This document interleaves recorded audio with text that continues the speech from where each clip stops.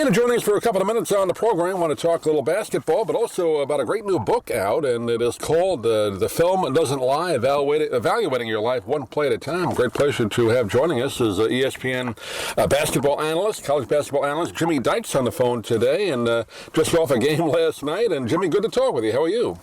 Yeah, I'm doing great. It's, just a scramble time of the year for all of us that are living in the weeds of college basketball, and that Tennessee-Kentucky game last night was just a fabulous game to sit and watch unfold, because Kentucky's up 17 on their home floor. They've already clinched the SEC regular season crown, and all of a sudden Tennessee said, no, not so fast. And they to go into Rupp like they did and to win a game like that tells you that Tennessee is no joke right now as well. So it was kind of an eye-opener, I think, maybe for Kentucky, and we'll see how they regroup, because right now they're one of the teams I think can get to Atlanta. Talking about Kentucky, I'm not convinced they can win it right now, though. They can get there, but they got some holes they need to shorten up before they can win that whole thing. Yeah, I didn't get to see the game. I heard it on the radio coming to work today, the results, and that was it sounded like a great game last night. And Calipari, I guess earlier in the year, didn't he have a tough loss to a team he thought he should have beaten, and he was almost kind of downplaying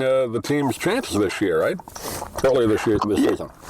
Yes, he's Cal is such a great motivator, and every year he has to remake a brand new team because of all the new guys he's bringing in, and it kind of takes Kentucky at times a while to figure it out how to play. But they were going to that game last night, winners of 8 in a row, and looking like a formidable Final Four team, and I think they still are, but Tennessee kind of exposed them last night, so it really just kind of sets up what I think March Madness is going to be. There's going to be very little rhyme or reason to how a bracket shapes up, and the upsets and all those factors are going to come into play. And I think right now we have, and it's crazy to say, but this early in March, or at this point of the year, with 1 week left in the regular season, I think there's 20, 25 teams that could get to Atlanta. And that's probably twice as many as I normally say this time of the year. Right. And there's probably 10 or 12 that can legitimately win it, if not maybe 15. And that's probably twice as many as I would normally be saying at this time of the year. So it sets up to be just I think a terrific March for all of us that love college hoops. I was going to say, it's been a strange season. You just mentioned it, kind of a crazy college basketball season. No real dominant team. The usual players are in there, but no, Krzyzewski he wasn't too thrilled about a week or so ago the way his team played. Unusual for him to really kind of come out and do like a rant like he did, but he wasn't happy. So it's that type of season, isn't it?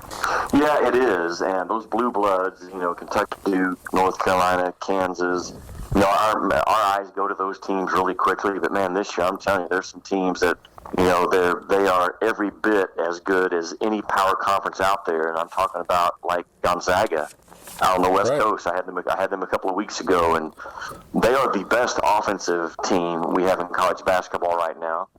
I think they're a legitimate Final Four threat to get there. I think at Dayton, another team outside the Power League, is terrific. And they've got one of the top 2 or 3 players in college basketball in Obi Toppin. And those kind of teams now, they're used to winning. There's great value in teams that have won 24, 25, 26 games when that bracket comes out. Gonzaga and Dayton are going to be in that group. And it's going to be one of those years that you have to play really, really well, and your best player has to show up 4 games in a row to get to Atlanta. You can never fluke your way to the Final Four. But not this year. There's too much uncertainty. There's too much evenness in the game. There's too many good players out there.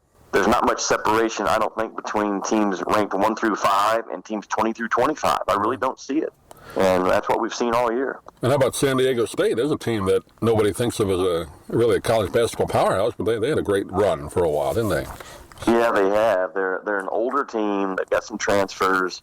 They've got one of the top 8 or 10 point guards in college basketball, a kid named Malachi Flynn, that is just terrific off of ball screen action. They really defend. They play the game the right way in terms of together and tough and defensive minded. And they lost a home game to UNLV, which kind of shocked everybody that we didn't think that would be the game that they would lose. But they are right there with anybody. And I look at teams like Gonzaga, San Diego State. I've already mentioned Dayton.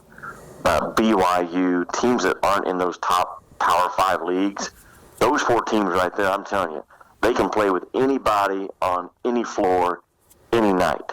So don't be surprised to see a team like one of those 4 make it to Atlanta, if not be a real threat to win the whole thing. Yeah, it's going to be fun to watch. Jimmy Dykes is our guest, ESPN basketball analyst. We want to talk about his book. Again, our friends at Triumph Books have put out another great one. This one's called The Film Doesn't Lie, Evaluating Your Life One Play at a Time. And Jimmy, I'll let you kind of give the synopsis of it. I didn't get a chance to read it yet. I hope to get a copy soon. I just had the notes on it, but I'm looking forward to it. But it kind of goes into a little bit of your background, and then also as a Christian as well. So talk a little about how you put it together. Yeah, it's a book I think is going to really challenge the readers to pause and look at their life as a coach looks at their game film, where the truth is right there, man, on that film about your team or as individual players. And I think this book will kind of take the readers into that frame of mind, how a coach analyzes his team, tries to improve his team, and will set our hearts for the reader on self-evaluation in really some, I think, very important areas of our life and to the standard that God has called us to live by in His written word. And it's a challenging read. It really challenged my heart as I wrote it. I go through a lot of, I think, really interesting stories of conversations I've had with guys like Mike Krzyzewski and Roy Williams and John Calipari and Gus Malzahn, the head football coach at Auburn, and conversations I've had with them that kind of tell a theme or teach us a lesson and then translate into how does that affect us in our daily life. So I think there's tremendous value in finding space in your heart for self-reflection, being intentional about it, and not running from something that can be kind of difficult, and sometimes being intentional about evaluating where you are with your heart, with your thoughts, with your words that you use, what you're desiring, what you're allowing into your heart. All those kind of things can kind of just get inside of us, and if we don't take the time to evaluate, where am I going right now? Like, right. Where's my heart really aligned? But I think this book will do a terrific job of bringing people back between the lines of where they want to be. Yeah, I think it's great to hear what you just said. I know during the college football season, I know Dabo Swinney, I read a nice article about him. I mean, kind of having priorities in life. Football is important for a while, but it's not the most important thing. So it's good to hear you talk about it. And, of course, Tim Tebow doing a great job when he talks about it. So I know there's more people in sports that feel the same way as you do. It's just good to hear about it. I guess you don't always get a chance to talk about it, but I'm glad you wrote this book.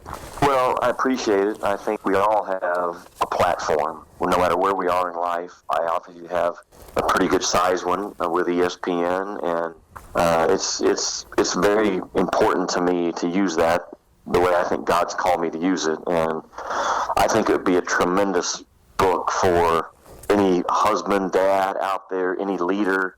I've had a lot of moms already buy the book, and they've loved it. I think it's a great gift going into Easter or Father's Day for a dad, a granddad, a son, but it will speak straight to the heart of people, and it will really challenge them to pause and think, where am I in this chapter that Jimmy's talking to me about?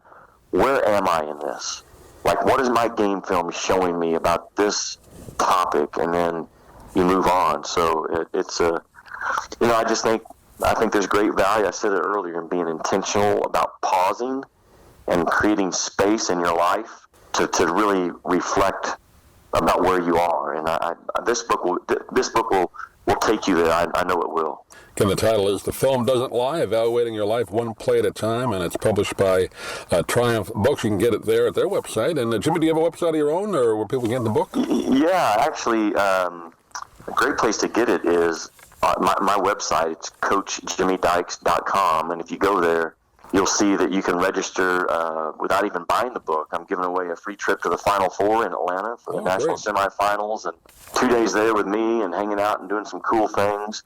And if you buy the book, then you get more entries into that trip giveaway. But yeah, if you go to CoachJimmyDykes.com right now, and you'll see how to order the book. And if you also want to enter for win a trip to the Final Four, you can do that as well. Or Amazon Books, Barnes and Nobles across the country, they all have it right now. The book just came out yesterday, so I hope your listeners right now that listen to you will take it to heart and use it as an opportunity to say, you know what, I'm going to see what this book is all about. I think they will find change in their life if they do. Yeah, no doubt. We'll also put a link on our website as well with this. And I know we have the first 2 rounds here in Tampa, Jimmy, but they already sold, or not sold out, but filled with the press box. I won't be able to get to it. I tried. It's tough to get press passes for that thing. I used to get in New York all the time. Not right. But that's not right. It isn't right. But anyway, it'll be fun to watch anyway. But Jimmy, real pleasure talking to you, taking the time. I know you're on a busy schedule in the next, I guess, 6 weeks. This is like your tax season, right? You're moving all the time. You're working all the time. Yeah, it is nonstop right now. But when you love what you do, it's not really a job. So I'm a fan like everybody else when I'm not on the air. I love watching college basketball, and I really appreciate you having me on. Great. Thanks, Jimmy. We'll talk to you soon. Yes, sir. Bye-bye.